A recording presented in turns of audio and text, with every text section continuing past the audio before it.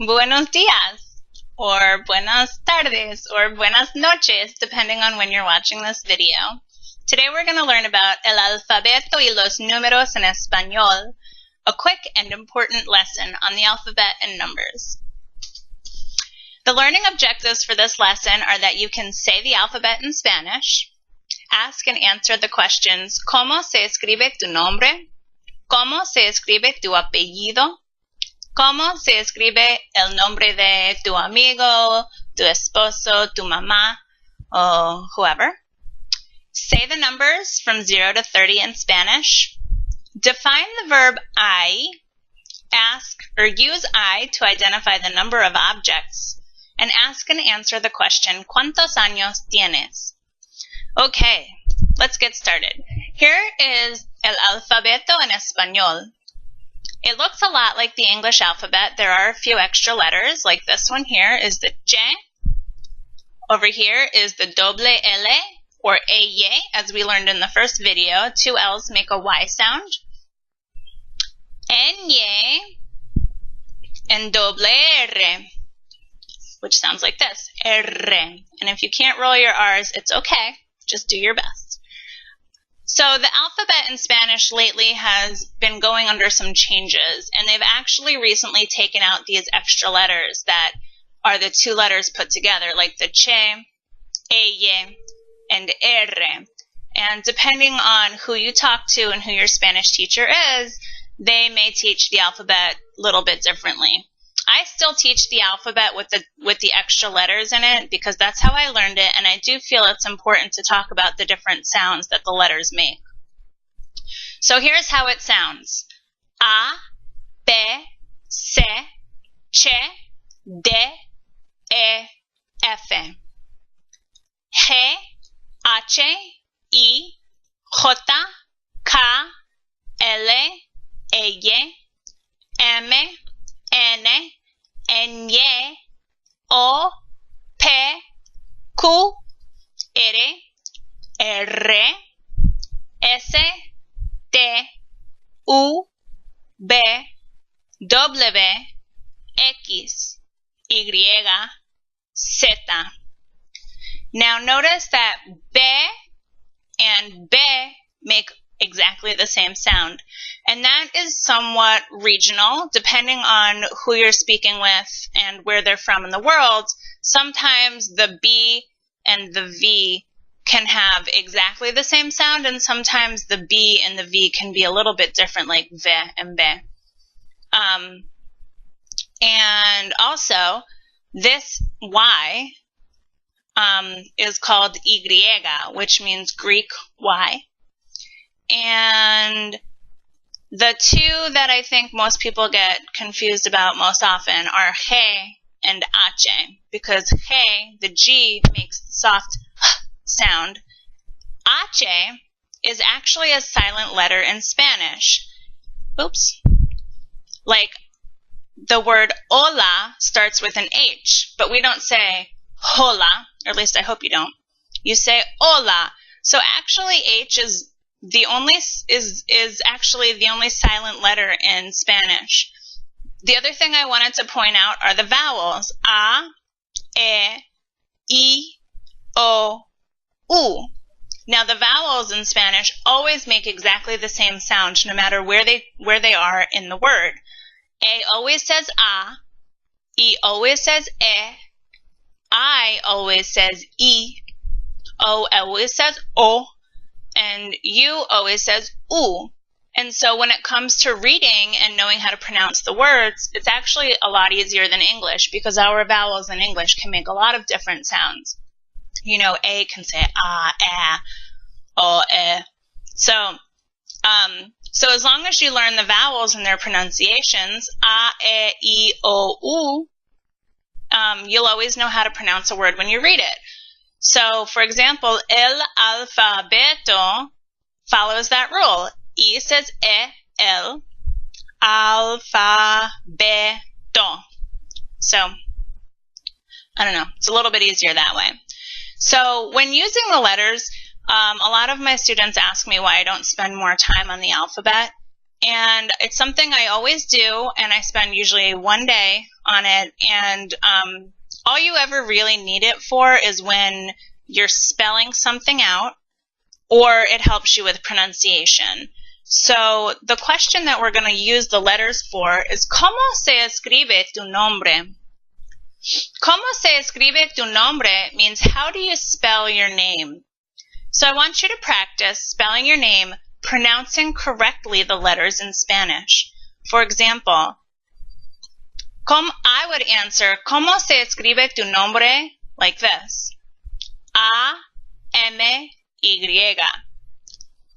That's A-M-Y. The next question, ¿Cómo se escribe tu apellido? That's how do you spell your last name? And that might be a little bit longer, a little bit more difficult, so maybe you should practice. ¿Cómo se escribe tu nombre? ¿Cómo se escribe tu apellido? I would answer C-A-R-I-L-O. I have two special letters in my last name. I have the doble R and the doble L. C-A-R-I-L-O.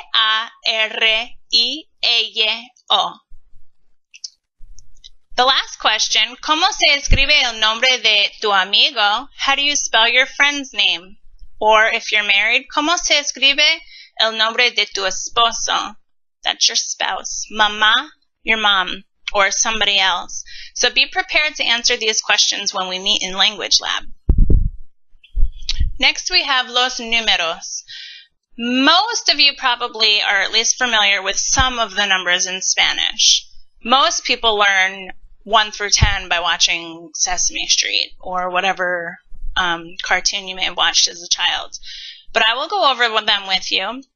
1, 2, 3, 4, 5, 6, 7, 8, 9, 10. So these are the most important 9 because these continue to repeat just like they do in English. You have 1, 2, 3, 4, 5, 6, 7, 8, 9, and then 21, 22, 23, 24, 25, 26, 27, 28, 29, 31, 32, 30, and so on and so forth. So the same thing happens in Spanish. So first, make sure that you have these first 9 or 10 down.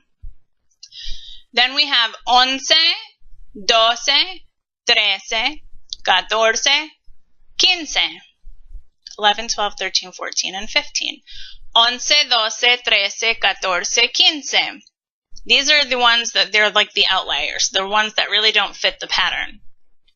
After that, we start adding 10 and 6, 10 and 7, 10 and 8, 10 and 9. 16, 17, 18, 19. And finally, we have 20. 20 is 20.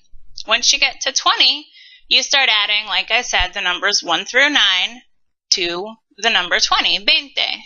21, 22, 23, 24, 25, 26, 27, 28, 29, and 30. 30 is 30. To keep going from 30, as you could probably figure out, you're just going to add the numbers 1 through 9 to 30. 31, 32, and so on and so forth. So using the numbers, we're going to use them a lot when we talk about the date and the time. But the question I want you to be able to answer right now is ¿Cuántos años tienes? ¿Cuántos años tienes asks how old are you? To answer it, you say yo tengo, and then you put the number años. So if your age is 0 to 30, you can use one of the numbers from the previous slide. Or if it's in the 30s, you can do like I said and add 30 with one of the numbers. And if it's higher than that, you can email me and I'll tell you the numbers higher or find them online so that when I talk to you in Language Lab, you can answer the question, ¿Cuántos años tienes? Hopefully, nobody is embarrassed of their age. I'll answer it. Yo tengo 33 años. I am 33 years old.